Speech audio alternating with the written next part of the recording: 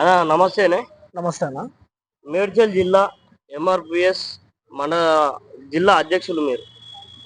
మీ పరిధిలో ఇలాంటి సిచ్యువేషన్ జరిగిన కానించి అంటే ఇక్కడికి వచ్చిన తర్వాత అంటే ఈ స్టేషన్కి వచ్చిన తర్వాత కూడా మాకు తెలిసింది ఏంటంటే ఓ రోజు పిల్లాడు అక్కడ ఉన్నాడు, ఓ రోజు పిల్లాడు ఇక్కడ ఉన్నాడు, ఓ రోజు అక్కడ ఉన్నాడు అనే కబుర్లు చాలా విని పోలీసు వాళ్ళు కూడా మాకు ఎటువంటి సలహాలు దొరకట్లేదు అదేనని చెప్పేసి మాట్లాడుతున్నారు.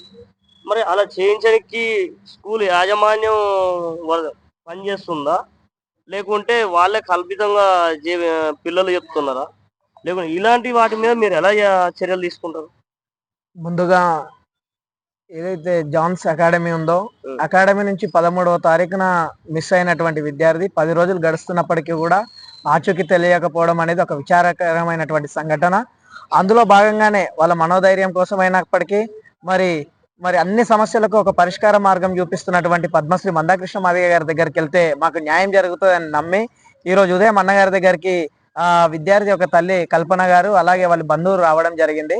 తక్షణమే అన్నగారు అక్కడి నుంచే మరి జిల్లా ఇన్ఛార్జ్ ఉన్నటువంటి తిప్పారపు లక్ష్మణ్కు ఫోన్ చేసి ఆదేశాలు ఇవ్వడం జరిగింది. వెంటనే మీరు మేడ్చల్ జరిగి అక్కడ అకాడమీలో అసలు ఏం జరిగింది, వాస్తవ పరిస్థితి ఏందని చెప్పి స్థానిక నాయకత్వాన్ని అలర్ట్ చేసుకొని ఒక నిజ నిర్ధారణ కమిటీ లాగా మీరు వెళ్ళి అక్కడ జరుగుతున్నటువంటి అంశాలను పరిశీలించి మరి పూర్తి సమాచారాన్ని పోలీసు వారికి అందించి పోలీసు వారికి కూడా మీరు అందుబాటులో ఉండాలని చెప్పడంతో ఈరోజు మధ్యాహ్నం జాన్స్ అకాడమీకి వెళ్ళిన తర్వాత అక్కడ ఉన్నటువంటి కొంతమేర ఒకరిద్దరు విద్యార్థులు అయితేనేమి కొంతమంది సిబ్బంది అయితేనేమి వారి అందరితో మాట్లాడమే కాకుండా ఆ క్యాంపస్ లో ఎన్ని బ్లాక్స్ ఉంటే అన్ని బ్లాక్స్ తిరగడం అక్కడ అసలు వాస్తవ పరిస్థితి లేదని తెలుసుకునే ప్రయత్నం చేస్తే విద్యార్థులు చెప్తున్న కోణం వేరు, అక్కడ ఉన్నటువంటి వార్డన్లు చెప్తున్న కోణం వేరు, వీరు ఇరువురు చెప్పినటువంటి ఏ కోణం కూడా ఎక్కడ సింక్ అయిన దాఖలాలు లేవు.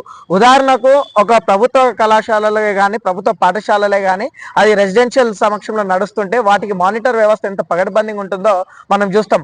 వాస్తవానికి 500-1000 మంది పైన ఉండే విద్యార్థుల కాడ ఒక నిర్లక్ష్యం ధోరణి కనబడుతుంది. అలాంటిది ఒక 200 మంది ఉన్నటువంటి ఒక ప్రైవేట్ సంస్థలో కనీసం ఒక మానిటరింగ్ టీమ్ గా కానీ ఒక సీనియర్ టీం కానీ అకాడమిక్ ని పరిశీలించడానికి మానిటర్ చేయడానికి సిబ్బంది లేకపోవడం ఒక దురదృష్టకరమైనటువంటి అంశం. ప్రధానంగా సీసీ కెమెరాల నిర్లక్ష్యం ఉన్నది అక్కడ. Because of negligence, management negligence వల్లనే సీసీ కెమెరాలలో ఎక్కడ కూడా అబ్బాయి పోయిన ఆనవాళ్ళు కానీ అసలు అక్కడ జరుగుతున్న ఆనవాళ్ళు కానీ ఎక్కడ రికార్డ్ అయిన దాఖలాలు లేవు. దాన్ని మేము ప్రధానంగా ఈ పోలీస్ స్టేషన్ నుంచి మేనేజ్మెంట్ మేము ఇప్పటికీ కూడా మేము డిమాండ్ చేస్తుంది ఏంటంటే నిజంగానే మీ సీసీ కెమెరాలు మొదటి నుంచి కూడా పనిచేస్తలేవు అంటే ఎందుకు పనిచేయట్లేదు? సీసీ కెమెరాలు పెట్టినందుకు ఆ యాజమాన్యం పైన ప్రధానంగా ఏదైతే అకాడమిక్ రూల్స్ ప్రకారం నామ్స్ ప్రకారం ఉన్నాయో ఆ చట్ట ప్రకారం వాళ్ళపైన ఫస్ట్ కేసు నమోదు చేయాలి మేనేజ్మెంట్ పైన. రెండోది కేసు నమోదు చేయడమే కాకుండా నిర్లక్ష్యానికి ప్రధాన కారణం మరి అక్కడ కొంతమంది ఈరోజు తల్లితో మాట్లాడినప్పటికీ కొంతమంది విద్యార్థులతో మాట్లాడినప్పటికీ అక్కడ నుంచి వచ్చినటువంటి సమాధానం ఏదైతే ఉందో విద్యార్థిని సివియర్ గా కొట్టడం చేతనే తన అక్కడి నుంచి పారిపోయాడని చెప్తున్నది. మరి 10 రోజులు అవుతుంది. 10 రోజులలో మీ దృష్టికి వచ్చిన కోణంలో మీరు ఎందుకు వచ్చి సమాచారాన్ని నిజంగానే మేము కొట్టలేదు, నిజమే మేము ఎక్కడ కూడా మందలించలేదు అన్నప్పుడు మీరు ఎందుకు అందరు వచ్చి ఇక్కడ సమాచారాన్ని పగడ్బందీగా ఇచ్చి మరి పోలీస్ వ్యవస్థకు సహకరిస్తలేరు? మీరు పోలీసు వారిని కూడా మిస్లీడ్ చేసే ప్రయత్నంలో అక్కడ మీ విద్యార్థుల చేత చెప్పించిరా లేక విద్యార్థులకు ఏం చెప్పాలో తెలియక ఏం చెప్పాలో తోచక చెప్పిరా తెలియదు. కానీ ఇందాక సార్తో మాట్లాడినప్పుడు కూడా పాపం సార్ అదే చెప్తున్నారు, 3 రోజులు మా సమయాన్ని పూర్తిగా దుర్వినియోగం చేసే కాడ అక్కడ విద్యార్థులు పనిచేస్తున్నారు. అంటే విద్యార్థులను అక్కడ మిస్లీడ్ చేసేయడానికి విద్యార్థులను సిద్ధం చేసి పెట్టింది ఎవరనేది కూడా దానిపైన కూడా ఎంక్వైరీ చేయాల్సిన అవసరం ఉంది. విద్యార్థులే కదా ఏదో తెలిసి తెలియక చెప్పిరని మాత్రం నిర్లక్ష్యంగా కొట్టివేయాల్సిన అవసరం లేదు. ఖచ్చితంగా దానికి కూడా నిజ నిర్ధారణ చేసుకోవడానికి పోలీస్ బృందం నుంచి ఒక కమిటీని వేస్తేనే మరి విద్యార్థుల చేత వాంటెడ్లీ అది ఎవరు చెప్పించారు అనేది కూడా ఒక కొలిక్కి వచ్చే అవకాశం ఉంది. కాబట్టి ఆ కోణంలో కూడా దృష్టి సారించాలి. ఇకపోతే పోలీసు వారికి ప్రత్యేకంగా ధన్యవాదాలు చెప్తున్న విషయం ఏంటంటే ఈ 10 రోజులలో లాస్ట్ 2 రోజుల నుంచి చాలా సీరియస్గా స్పీడప్ చేస్తున్నారు. ఎందుకంటే వాళ్ళపైన ఎంత ప్రెజర్ ఉంటుందో మనం అర్థం చేసుకోవాల్సిన అవసరం ఉంది. ఇక్కడ తల్లికి న్యాయం చేయాలి, ఇక్కడ వ్యవస్థకు సమాధానం చెప్పాలి.